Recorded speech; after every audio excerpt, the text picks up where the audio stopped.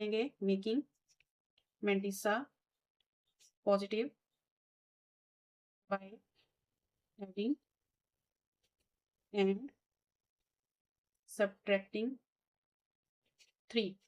हमने 3 को ऐड भी करना है और सब्ट्रैक्ट भी करना है। हमारे पास है log x is equal to हम लिख लेंगे -3 और +3 और जो हमारी वैल्यू है ये वाली -2.0184। इन दोनों को कैलकुलेटर पे सॉल्व करेंगे। -3 को ऐसे ही लिख लेंगे और इन दोनों को कैलकुलेटर पे सॉल्व करेंगे तो हमारा आंसर कुछ इस तरह से आएगा 0.9816। ये हमारा मेंटिसा है, ये करेक्टरिस्टिक है। अब करेक्टरिस्टिक और मेंटिसा दोनों अलग अलग हो चुके हैं और हमारा जो करेक्टरिस्टिक्स हैं वो नेगेटिव हैं और मेंटिसा जो है वो पॉजिटिव है।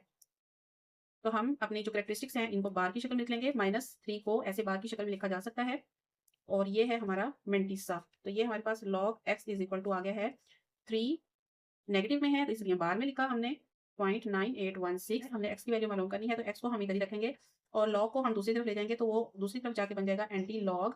और 3 है माइनस में तो इसको हम बार की शक्ल में भी लिख सकते हैं और माइनस में भी लिख सकते हैं 9816। अब हमने इसका एंटी लॉग मालूम करना है। एंटी लॉग मालूम करने के लिए 98 को हम देखेंगे 1 के कॉलम में और उसके बाद उससे आगे देखेंगे 6 के डिफरेंस में। तो हमारे पास एंटी लॉगरिथम टेबल है, पेज नंबर 286 पर देखना है हमने 98 को। तो ये हमारे पास है 98।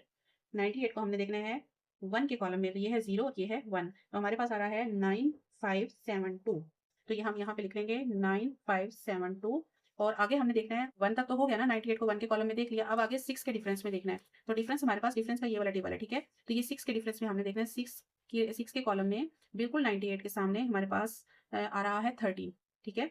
98 के बिल्कुल सामने 6 के डिफरेंस में हमारे पास आ रहा है 13। तो इस 13 को हम यहाँ पे प्लस कर लेंगे। तो इन दोनों को प्लस करने से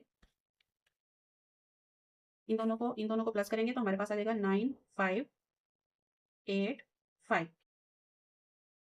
अब जो आखिरी काम है वो ये है कि हमने इसमें डेसिमल लगाना है। अब वो डेसिमल किस जगह पे आएगा, क्योंकि हमारी जो करेक्टरिस्टिक्स हैं वो है -3, ठीक है। माइनस में है, नेगेटिव है।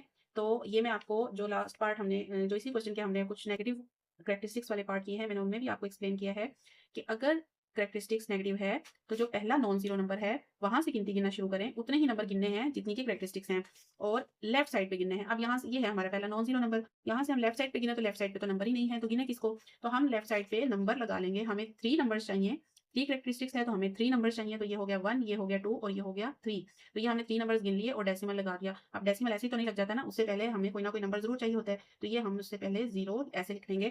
तो यहाँ पे हमारा ये डेसिमल आएगा। क्योंकि करेक्टरिस्टिक माइनस है, नेगेटिव है, तो हमने पहले नॉन जीरो नंबर से गिनना शुरू किया लेफ्ट साइड पे 1 2 3 और ये 3 के बाद आ गया डेसिमल। तो ये हमारा आंसर है।